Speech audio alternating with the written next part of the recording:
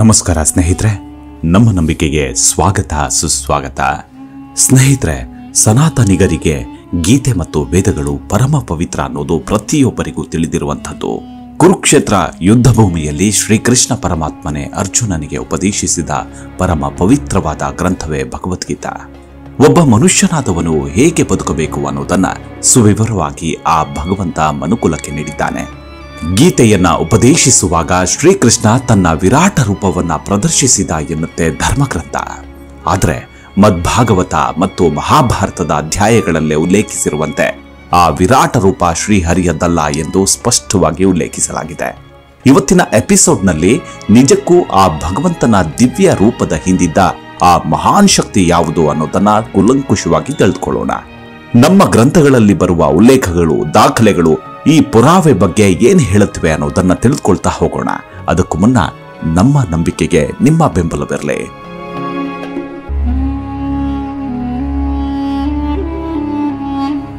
ಸ್ನೇಹಿತರೆ, ಶ್ರೀಮದ್ ಭಗವದ್ಗೀತೆಯ ಜ್ಞಾನವನ್ನ ಶ್ರೀಕೃಷ್ಣನ ಶರೀರದಲ್ಲಿ ಪ್ರವೇಶ ಮಾಡಿದ ಕಾಲ ಭಗವಾನ ಅಂದ್ರೆ ವೇದಗಳಲ್ಲಿ ಹಾಗೂ ಗೀತೆಯಲ್ಲಿ ಬ್ರಹ್ಮ ಎಂದು ಕರೆಯಲ್ಪಡುತ್ತೆ.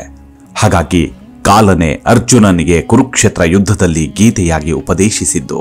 ಆ ಕ್ಷಣಗಳನ್ನ ಅನುರಣಿಸಿಕೊಂಡ್ರೆ ನಿಜಕ್ಕೂ ಮೈ ರೋಮವೆಲ್ಲ ಸೆಟೆದುಕೊಳ್ಳುತ್ತೆ, ಎದೆಯೊಳಗೆ ಅಗ್ನಿಕಿಡಿ ರಟ್ಟಿದಂತಾಗತ್ತೆ. ಅದು ಲಕ್ಷಾಂತರ ಸೈನಿಕರು ನೆರೆದಿದ್ದ ಭೀಕರ ಯುದ್ಧ ಭೂಮಿ. ಇನ್ನೇನು ಕೆಲವೇ ಕ್ಷಣಗಳಲ್ಲಿ ಆಗಸವನ್ನೇ ಕಾರ್ಮೋಡವನ್ನಾಗಿಸುವಂತೆ ಬಾಣಗಳ ಸುರಿಮಳೆಯ ಸುರಿಯುವ ಹೊತ್ತು.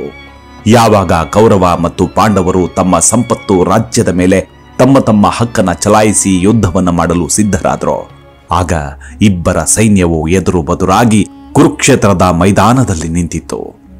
ಅರ್ಜುನನು ತನ್ನ ಎದುರಾಗಿ ನಿಂತಿದ್ದ ಸೈನ್ಯದಲ್ಲಿ ಭೀಷ್ಮ ಪಿತಾಮಹರು, ಗುರು ದ್ರೋಣಾಚಾರ್ಯರು, ಬಂಧು ಬಾಂಧವರು, ಕೌರವರ ಮಕ್ಕಳು, ಅಳಿಯಂದರು, ಭಾವ ಮೈದುನರು, ಮಾವಂದಿರು ಮುಂತಾದವರು ಕಾದಾಡಲು ಮಡಿಯಲು ನಿಂತಿದ್ದನ್ನ ನೋಡಿದ. ಕೌರವರು ಹಾಗೂ ಪಾಂಡವರು ಚಿಕ್ಕಪ್ಪ ದೊಡ್ಡಪ್ಪರ ಮಕ್ಕಳು. ಇವರನ್ನ ಕಂಡ ಅರ್ಜುನನಲ್ಲಿ ಕರುಣೆ ಉಕ್ಕಿ ಹರಿಯತೊಡಗ್ತು. ಆತನಿಗರಿವಿಲ್ಲದಂತೆ ವೈರಾಗ್ಯ ಮೂಡಿಬಿಡುತ್ತೆ. ಯಾವ ರಾಜ್ಯ ಪ್ರಾಪ್ತಿಗಾಗಿ ನಾವು ನಮ್ಮ ಚಿಕ್ಕಪ್ಪನ ಮಕ್ಕಳನ್ನ, ಅಣ್ಣನ ಮಕ್ಕಳನ್ನ, ಅಳಿಯಂದರನ್ನ, ಭಾವ ಮೈದುನರನ್ನ, ಭೀಷ್ಮ ಪಿತಾಮಹನನ್ನ, ಗುರುಗಳನ್ನ ಹಾಗೂ ಅಮಾಯಕ ಜನರನ್ನ ಸಾಯಿಸಲು ಹೊರಟಿದ್ದೇವೆಯೋ, ನಾವು ಎಷ್ಟು ಕಾಲ ತಾನೇ ಈ ಪ್ರಪಂಚದಲ್ಲಿ ಬದುಕಲು ಸಾಧ್ಯ? ಈ ರೀತಿ ಗಿಟ್ಟಿಸಿಕೊಳ್ಳುವ ರಾಜ್ಯಕ್ಕೆ ಬದಲಾಗಿ ನಾವು ಭಿಕ್ಷೆ ಬೇಡಿ ನಮ್ಮ ಜೀವನ ಸಾಗಿಸುವುದು ಲೇಸು ಎಂದವರೇ ನಾನು ಯುದ್ಧ ಮಾಡೋದಿಲ್ಲ ಎಂದು ನಿರ್ಧಾರ ಮಾಡಿ ಅರ್ಜುನನು ತಾನು ಹಿಡಿದಿದ್ದ ಬಿಲ್ಲು ಬಾಣವನ್ನ ತ್ಯಜಿಸಿ ರಥದ ಹಿಂದಿನ ಆಸನದಲ್ಲಿ ಹೋಗಿ ಕುಳಿತುಕೊಂಡ. ಅರ್ಜುನನ ಈ ಅಸಹಾಯಕತೆಯನ್ನ ಕಂಡ ಶ್ರೀಕೃಷ್ಣ ಪರಮಾತ್ಮ ಮುಗುಳ್ನಗುತ್ತಾ ಹೇಳ್ತಾನೆ, ಯಾವ ಯೋಧರ ಜೊತೆ ನೀನು ಯುದ್ಧ ಮಾಡಬೇಕೆಂದು ಒಮ್ಮೆ ನೋಡು ಎನ್ನುತ್ತಾನೆ. ಆಗ ಅರ್ಜುನ ಹೇಳ್ತಾನೆ, ಹೇ ಕೃಷ್ಣ, ಏನೇ ಆದರೂ ನಾನು ಯುದ್ಧ ಮಾಡೋದಿಲ್ಲ ಎಂದು ತನ್ನ ಉದ್ದೇಶ ಹಾಗೂ ತನ್ನ ಮನಸ್ಸಿನಲ್ಲಿ ಏಳುತ್ತಿದ್ದ ವಿಚಾರಗಳನ್ನ ತಿಳಿಸ್ದ. ಕೂಡಲೇ ಎಂದು ಎದೆ ಸೀಳುವಂತೆ ಶಬ್ದಗೈಯುತ್ತಾ ಶ್ರೀಕೃಷ್ಣ ಪರಮಾತ್ಮನ ಶರೀರವನ್ನ ಕಾಲದೇವ ಪ್ರವೇಶ ಮಾಡ್ತಾನೆ. ಆ ಕಾಲದೇವನೇ ಶ್ರೀಕೃಷ್ಣನ ಶರೀರದಲ್ಲಿ ಪ್ರವೇಶ ಮಾಡಿ ಶ್ರೀಮದ್ ಭಗವದ್ಗೀತೆಯ ಜ್ಞಾನವನ್ನ ನೀಡುತ್ತಾ ಯುದ್ಧ ಮಾಡಲು ಪ್ರೇರೇಪಣೆ ನೀಡುತ್ತಾರೆ. ಯಾಕಂದ್ರೆ ಕಲಿಯುಗದಲ್ಲಿ ವೇದಗಳನ್ನ ತಿಳಿದಿರುವವರು ಯಾರೂ ಇರದ ಕಾರಣ 4 ವೇದಗಳ ಸಂಕ್ಷಿಪ್ತ ವರ್ಣನೆ ಮತ್ತು ಸಾರಾಂಶವನ್ನ ಗೀತಜ್ಞಾನ ಎಂಬ 18 ಅಧ್ಯಾಯಗಳಲ್ಲಿ 700 ಶ್ಲೋಕಗಳಲ್ಲಿ ವಿವರಿಸ್ತಾನೆ ಆ ಕಾಲದೇವ. ಗೀತಜ್ಞಾನದಲ್ಲಿ ತಾನು ಏನು ಹೇಳಿರುವೆನು ಎಂಬುದರ ಬಗ್ಗೆ ಶ್ರೀಕೃಷ್ಣನಿಗೆ ಗೊತ್ತೇ ಆಗಲಿಲ್ಲ. ಸ್ನೇಹಿತರೆ, ಇದುವರೆಗೆ ಗೀತೆಯ ಜ್ಞಾನವನ್ನ ಶ್ರೀಕೃಷ್ಣನು ಉಪದೇಶಿಸಿದ್ದಾನೆಂದು ತಿಳಿಯಲಾಗಿತ್ತು. ಆದರೆ ಶ್ರೀಕೃಷ್ಣನ ಶರೀರದಲ್ಲಿ ಕಾಲದೇವನು ಪ್ರವೇಶಿಸಿ ಹೇಳಿದ್ದಾನೆ ಅನ್ನೋದಕ್ಕೆ ಗೀತಾ ಶಾಸ್ತ್ರವನ್ನೇ ಆಧಾರವಾಗಿಟ್ಟುಕೊಂಡು ವಿಮರ್ಶೆ ಮಾಡಬೇಕು. ಗೀತೆಯ 10ನೇ ಅಧ್ಯಾಯದಲ್ಲಿ ಹೇಳಿರುವಂತೆ ಗೀತೆಯ ಜ್ಞಾನವನ್ನ ತಿಳಿಸಿದಾತನು ತನ್ನ ವಿರಾಟ ರೂಪವನ್ನ ತೋರಿಸಿದಾಗ ಅರ್ಜುನನು ಕಂಪಿಸಲಾರಂಭಿಸಿದ. ವಿಪರೀತ ಭಯಭೀತನಾದ. ಗೀತೆಯ ಜ್ಞಾನವನ್ನ ಉಪದೇಶಿಸುವಾಗ ಆ ಸಮಯದಲ್ಲಿ 1000 ಬಾಹುಗಳುಳ್ಳ ವಿರಾಟ ರೂಪವನ್ನ ತೋರಿಸಿದಾಗ ಅರ್ಜುನನು ಹೀಗೆನ್ನುತ್ತಾನೆ, ಹೇ ದೇವ, ನೀವು ಯಾರು? ಹೇ ಸಹಸ್ರ ಬಾಹು, ನೀವು ನಿಮ್ಮ ಚತುರ್ಭುಜ ರೂಪದಲ್ಲಿ ದರ್ಶನ ನೀಡಿರಿ. ನಾನು ಭಯಭೀತನಾಗಿದ್ದೇನೆ. ನಿಮ್ಮ ಈ ರೂಪವನ್ನ ನನಗೆ ಸಹಿಸಲು ಸಾಧ್ಯವಾಗುತ್ತಿಲ್ಲ ಎನ್ನುತ್ತಾನೆ. ಏಕೆಂದ್ರೆ ಅರ್ಜುನನು ಆ ರೂಪವನ್ನ ವಿಷ್ಣು ಅವತಾರ ಕೃಷ್ಣನೆಂದು ತಿಳಿದಿದ್ದ. ಇದನ್ನ ಗೀತೆಯ 11ನೇ ಅಧ್ಯಾಯದ 31ನೇ ಶ್ಲೋಕದಲ್ಲಿ ವಿವರಿಸಲಾಗಿದೆ. ಆದರೆ ಆ ಸಮಯದಲ್ಲಿ ಕೃಷ್ಣನ ಶರೀರದಿಂದ ಹೊರಬಂದ ಕಾಲನು ತನ್ನ ವಿರಾಟ ರೂಪವನ್ನು ತೋರಿಸಿದ. ಈ ಸನ್ನಿವೇಶವನ್ನ ಗೀತೆಯ 11ನೇ ಅಧ್ಯಾಯದ 46ನೇ ಶ್ಲೋಕ ಸ್ಪಷ್ಟವಾಗಿ ಉಲ್ಲೇಖಿಸುತ್ತೆ. ಶ್ರೀಕೃಷ್ಣನ ರೂಪದಲ್ಲಿ ಕಾಲದೇವ ಮಾತನಾಡತೊಡಗಿದ. ಗೀತೆಯ 11ನೇ ಅಧ್ಯಾಯದ 21ನೇ ಶ್ಲೋಕದಲ್ಲಿ ಅರ್ಜುನನು ಹೀಗೆಂದಿದ್ದಾನೆ: ನೀವು ದೇವತೆಗಳ ಸಮೂಹವನ್ನೇ ಭಕ್ಷಿಸುತ್ತಿರುವಿರಿ. ಅವರೆಲ್ಲ ಭಯಭೀತರಾಗಿ ಕೈಜೋಡಿಸಿ ನಿಮ್ಮನ್ನ ಸ್ತುತಿಸುತ್ತಿದ್ದಾರೆ. ಮಹರ್ಷಿಗಳ ಮತ್ತು ಸಿದ್ಧರ ಸಮೂಹವು ನಿಮ್ಮಿಂದ ತಮ್ಮ ಜೀವನದ ಮಂಗಳ ಕಾಮನೆಗಳನ್ನು ಆಶಿಸುತ್ತೆ ಎನ್ನುತ್ತಾನೆ ಅರ್ಜುನ. ಆಗ ಕೃಷ್ಣರೂಪಿ ಕಾಲದೇವನು ಹೇಳ್ತಾನೆ. ಇದನ್ನ ಗೀತೆಯ 11ನೇ ಅಧ್ಯಾಯದ 32ನೇ ಶ್ಲೋಕದಲ್ಲಿ ಹೀಗೆ ವಿವರಿಸಿದೆ: ಹೇ ಅರ್ಜುನ, ನಾನು ಬೆಳೆದ ಮೃತ್ಯು ಶ್ರೀಕೃಷ್ಣನ ಶರೀರದಲ್ಲಿ ಈಗ ಪ್ರವೇಶಿಸಿದ್ದೇನೆ. ಎಲ್ಲ ವ್ಯಕ್ತಿಗಳನ್ನ ನಾಶ ಮಾಡ್ತೇನೆ. ನೀನು ಯುದ್ಧ ಮಾಡದಿದ್ದರೂ ವಿಪಕ್ಷದ ಇಡೀ ಸೈನ್ಯವೇ ನಾಶವಾಗುತ್ತೆ. ಈ ರಣರಂಗದಲ್ಲಿ ಧರ್ಮ ಸ್ಥಾಪನೆಯಾಗಬೇಕು. ನೀನು ನಾಮ ಮಾತ್ರ ಎಂದು ಗರ್ಜಿಸಿ ಬಿಡ್ತಾನೆ ಕಾಲದೇವ. ಇದರಿಂದ ಸಾಬೀತಾಗುವುದೇನೆಂದ್ರೆ, ಶ್ರೀಕೃಷ್ಣ ಪರಮಾತ್ಮನು ಈ ಮೊದಲು ನಾನು ಕಾಲನು ಎಂದು ಎಲ್ಲಿಯೂ ಹೇಳಲಿಲ್ಲ. ಶ್ರೀಕೃಷ್ಣನನ್ನ ನೋಡಿ ಯಾರೂ ಭಯಭೀತರಾಗ್ತಿರ್ಲಿಲ್ಲ. ಗೋಪಿಯರು, ಗೋಪಾಲಕರ ಮಕ್ಕಳು, ಪಶು ಪಕ್ಷಿಗಳು ಕೃಷ್ಣನ ದರ್ಶನ ಪಡೆದು ಆನಂದ ಪಡ್ತಿದ್ರು. ಹಾಗಾದ್ರೆ ಶ್ರೀಕೃಷ್ಣನು ಕಾಲನೇ ಅಲ್ಲ. ಆದ್ದರಿಂದ ಗೀತೆಯ ಜ್ಞಾನವನ್ನ ನೀಡಿದಾತನು ಕಾಲ. ಮಹಾಕಾಲನೇ ಶ್ರೀಕೃಷ್ಣನ ಶರೀರದಲ್ಲಿ ಪ್ರವೇಶಿಸಿ ಗೀತಶಾಸ್ತ್ರದ ಉಪದೇಶ ನೀಡಿದ. ಗೀತೆಯ 11ನೇ ಅಧ್ಯಾಯದ 47ನೇ ಶ್ಲೋಕದಲ್ಲಿ ವಿವರಿಸಿದಂತೆ ಗೀತೆಯ ಜ್ಞಾನವನ್ನ ನೀಡಿದಾತನು ಹೇಳ್ತಾನೆ: ಹೇ ಅರ್ಜುನ, ನಾನು ಪ್ರಸನ್ನನಾಗಿ ನನ್ನ ಶಕ್ತಿಯಿಂದ ನಿನ್ನ ದಿವ್ಯ ದೃಷ್ಟಿಯನ್ನ ತೆರೆದು ಈ ವಿರಾಟ ರೂಪವನ್ನ ತೋರಿಸಿದ್ದೇನೆ. ಈ ವಿರಾಟ ರೂಪವು ನಿನ್ನ ವಿನಃ ಬೇರೆ ಯಾರು ನೋಡಲಿಲ್ಲ ಎಂದು ಹೇಳ್ದ.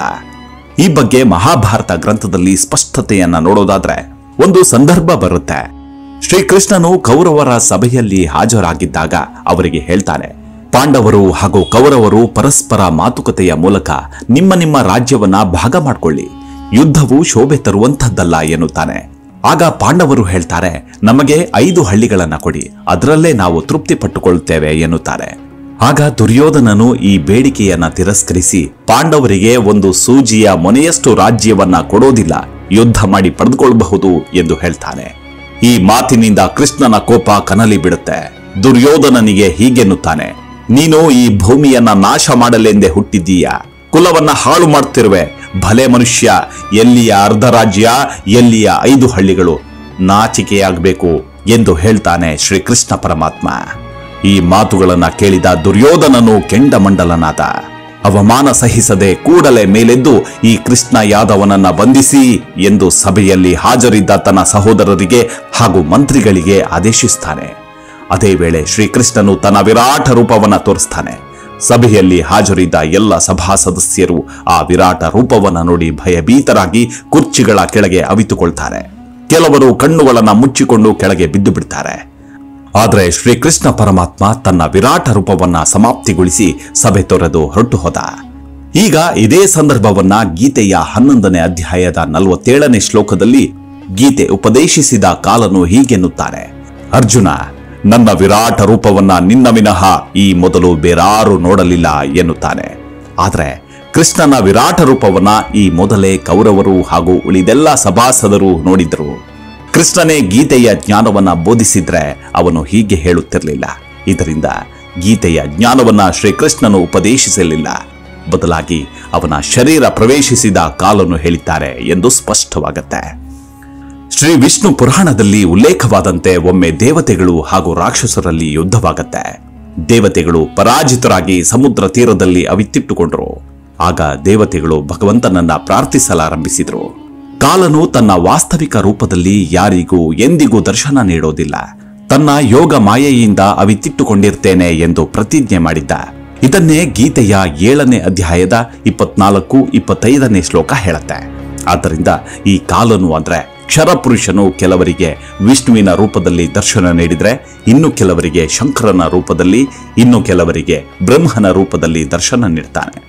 ದೇವತೆಗಳಿಗೆ ವಿಷ್ಣುವಿನ ರೂಪದಲ್ಲಿ ದರ್ಶನ ನೀಡಿ ಹೀಗೆನ್ನುತ್ತಾನೆ: ನಾನು ನಿಮ್ಮ ಸಮಸ್ಯೆಗಳನ್ನ ಅರ್ಥ ಮಾಡ್ಕೊಂಡಿದ್ದೀನಿ. ನೀವು ಪುರಂಜಿಯ ರಾಜನನ್ನ ಯುದ್ಧ ಮಾಡಲು ಅಣಿಗುಡಿಸಿ, ನಾನು ಆ ರಾಜನ ದೇಹವನ್ನ ಪ್ರವೇಶಿಸಿ ರಾಕ್ಷಸರನ್ನ ಸಂಹರಿಸುತ್ತೇನೆ ಎಂದ. ಕೊನೆಗೆ ಅದು ಹಾಗೆ ಆಯಿತು.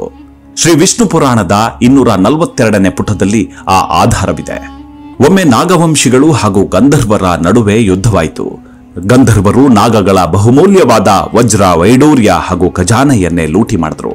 ಅವರ ರಾಜ್ಯವನ್ನು ವಶಪಡಿಸಿಕೊಂಡ್ರು. ನಾಗಗಳು ಭಗವಂತನನ್ನ ಸ್ತುತಿಸಿದ್ರು.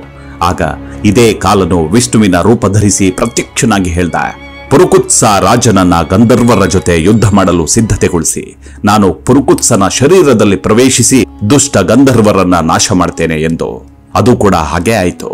ವಿಷ್ಣು ಪುರಾಣದ ಕಥೆಯಿಂದ ಸ್ಪಷ್ಟವಾಗುವುದೇನೆಂದ್ರೆ, ಆ ಕಾಲ ಭಗವಾನನು ಅಂದ್ರೆ ಕ್ಷರ ಪುರುಷನು ಈ ರೀತಿ ಅವ್ಯಕ್ತನಾಗಿದ್ದುಕೊಂಡೇ ಸರ್ವವನ್ನು ವ್ಯಾಪಿಸಿದ್ದಾನೆ. ಇದೇ ರೀತಿ ಕಾಲನೇ ಶ್ರೀಕೃಷ್ಣನಲ್ಲೂ ಪ್ರವೇಶಿಸಿ ಗೀತೆಯ ಜ್ಞಾನವನ್ನೇ ಹೇಳಿದ್ದಾನೆ.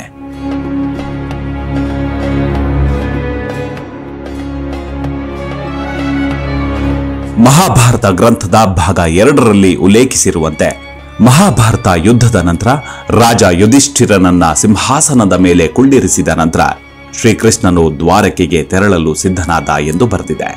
ಆಗ ಅರ್ಜುನನು ಶ್ರೀಕೃಷ್ಣನನ್ನ ಕೇಳ್ತಾನೆ, ಕೃಷ್ಣ, ನೀವು ಆ ಗೀತೆಯ ಜ್ಞಾನವನ್ನ ಮತ್ತೊಮ್ಮೆ ತಿಳಿಸಿ. ನಾನು ಆ ಜ್ಞಾನವನ್ನ ಮರೆತು ಬಿಟ್ಟಿದ್ದೇನೆ ಎಂದು. ಆಗ ಶ್ರೀಕೃಷ್ಣ ಪರಮಾತ್ಮ ಹೇಳ್ತಾನೆ, ಹೇ ಅರ್ಜುನ, ನೀನು ಬುದ್ಧಿಹೀನ, ನೀನೊಬ್ಬ ದಡ್ಡ, ಶ್ರದ್ಧೆ ಇಲ್ಲದವನು. ನೀನು ಇಂಥ ಅಮೂಲ್ಯವಾದ ಜ್ಞಾನವನ್ನ ಹೇಗೆ ಮರೆತು ಬಿಟ್ಟೆ?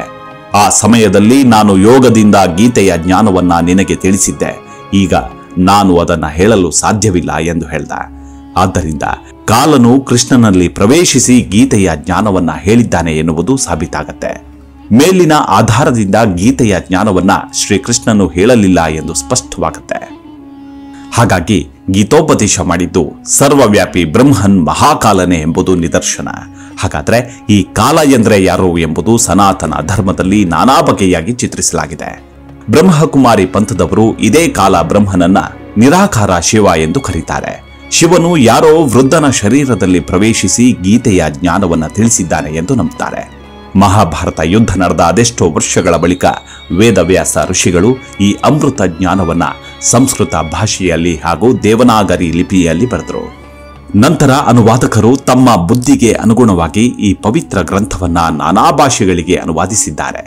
ಅಂತೂ ಆ ಭಗವಂತನ ಆಟಕ್ಕೆ ವರ್ಣಿಸಲಾಗದ ಪಾಠ ನಮ್ಮೆಲ್ಲರಿಗೂ ಸಿಕ್ಕಿರೋದು ಸೌಭಾಗ್ಯವಲ್ಲದೆ ಮತ್ತೇನೂ ಅಲ್ಲ. ಹೀಗೆ ಮತ್ತೊಂದು ಕೌತುಕ ಭರಿತ ಕಂಟೆಂಟ್ ತಗೊಂಡು ನಿಮ್ಮ ಮುಂದೆ ಬರ್ತೀನಿ. ಅಲ್ಲಿವರೆಗೂ ನಿಮ್ಮ ಆರೋಗ್ಯದ ಕಡೆ ಗಮನವಿರಲಿ. Take care. ನಮಸ್ಕಾರ.